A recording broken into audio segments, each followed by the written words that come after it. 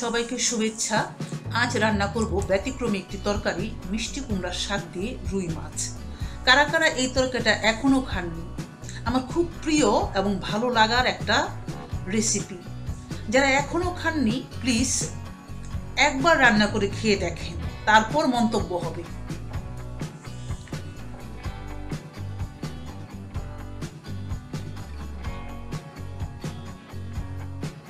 চুলায় সসপ্যান দিয়ে তাতে অলিভ অয়েল ঢেলে দিলাম, অল্প করে তেল দিলাম, চুলার জালটা ধরানোই আছে। আমার সস্ত জিরার দানা দিলাম এবং পেঁয়াজ কুচি ঢেলে দিয়ে নাড়াচাড়া করে নিচ্ছি, একটু বাদামি করে নিব।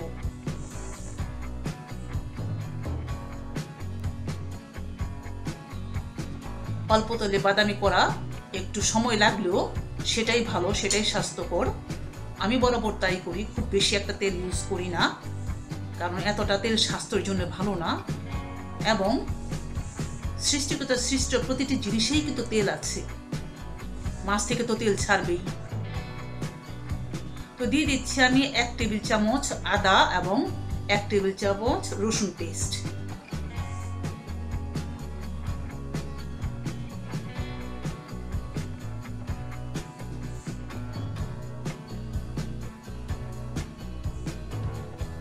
সেই সাথে দিচ্ছি আমি হলুদ 2 চা চামচ।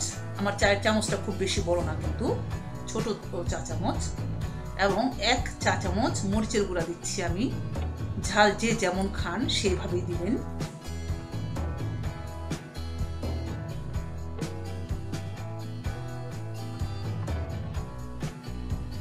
দিয়ে দিচ্ছি আমি জিরার গুঁড়া 1 চা চামচ,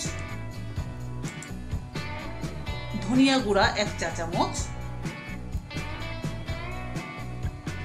এবং সবগুলো উপকরণকে আমি তেল ও পেঁয়াজের সাথে মিশিয়ে নেড়ে চেড়ে নিচ্ছি। এখন একটু পানি দিয়ে নিব,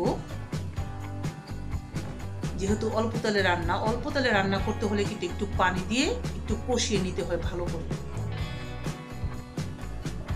আর একটু পানি দিলাম এবং কষিয়ে নিচ্ছি আমি।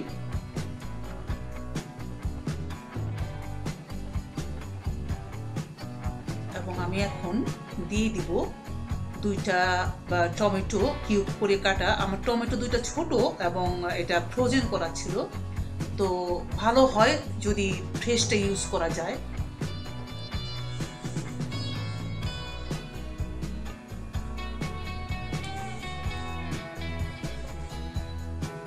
লবণ দিয়ে দিলাম আমি, শুরুতে আমি 2 চা চামচ লবণ দিলাম। পরবর্তীতে নামানোর আগে আবার আমি টেস্ট করে নেব কেমন লাগে।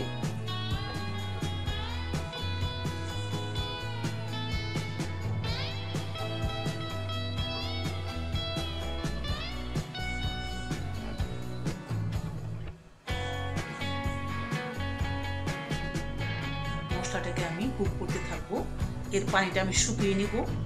মশলাটা ভালো মতো কষানো হলে মশলার একটা গন্ধ থাকে না তরকারিতে। অল্প মশলা কষানো হলেই দেখা যায় যে তরকারিটা কেমন যেন একটা মশলাতে গন্ধ হয়।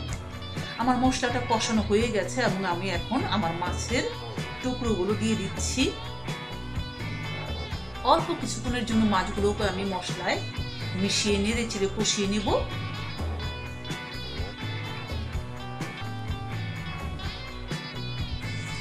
আমি মাছ সাধারণত ভাজার চেয়ে কষাটাই বেশি প্রেফার করি। ভেজেও খাই মাঝে মাঝে, কিন্তু কষাটাই আমি বেশি খাই। এক হচ্ছে যে পুঁই শাক কিংবা মিষ্টি কুমড়ার শাক, এই ধরনের শাকের সাথে মাছটা আমার কাছে মনে হয় ভাজাটা যায় না, কষাটাই ভালো হয়। আর আরেকটা হচ্ছে যে মাছ ভেজে খেলে তেল বেশি অবজর্ভ করে, তো এতটা তেল অ্যাবজর্ব করুক আর আমি অবজর্ভ করি এতটা তেল, এটাও আমি চাই না, তাই কষাটাই আমি প্রেফার করছি। আমি মাছগুলোকে এখন তুলে নিচ্ছি।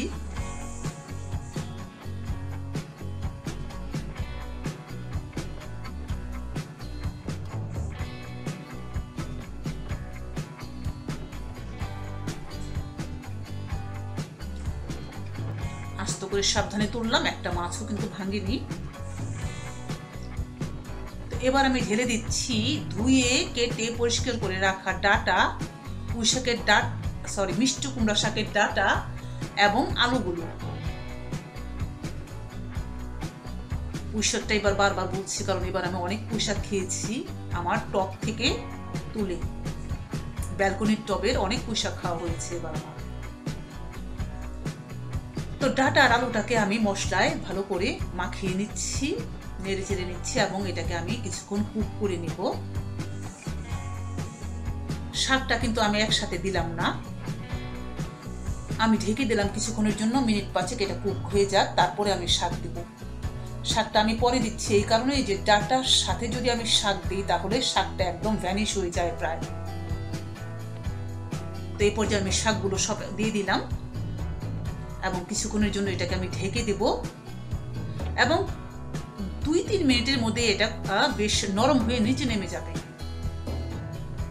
দেখুন নিচে নেমে গেছে খুব কুইকলি। এই পর্যায়ে আমি পানি দিয়ে দিচ্ছি। এখন পানি কে কতটা দিবেন, কে কি পরিমাণ ঝোল খেতে চান, কিন্তু এটাও ঠিক যে অনেক বেশি ঝোল দিলে স্বাদ হবে না, আবার খুব কম ঝোল হলেও একেবারে শুকনা শাকের মতো, শাক ভাজির মতো হয়ে যাবে। যাই হোক আনুমানিক পানি দিবেন এবং আমি একটা গ্রিন চিলি দিয়ে দিলাম আর কষিয়ে তুলে রাখা মাছগুলোর উপর দিয়ে আমি ছড়িয়ে দিচ্ছি। মশলাটা একটু পানি দিয়ে মিশিয়ে দিচ্ছি তরকারির সাথে।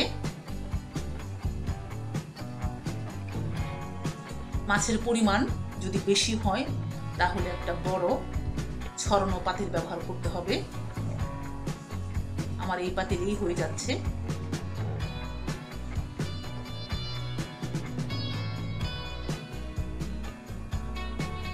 আমি ঢেকে দিলাম এবং ঢাকনাটা তুলে দেখলাম এটা ফুটছে, বক বক করে ফোটা যাকে বলে।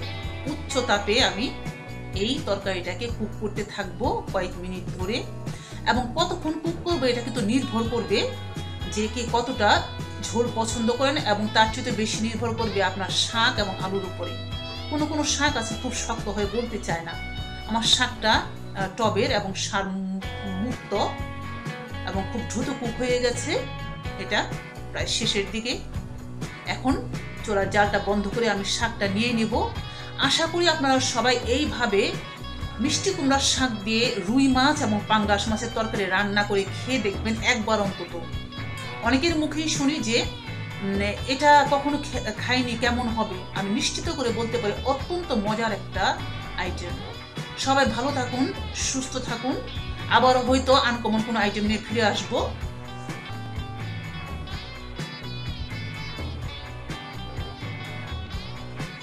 আপনারা যদি নতুন হয়ে থাকেন আমার চ্যানেলটিকে সাবস্ক্রাইব করতে ভুলবেন না।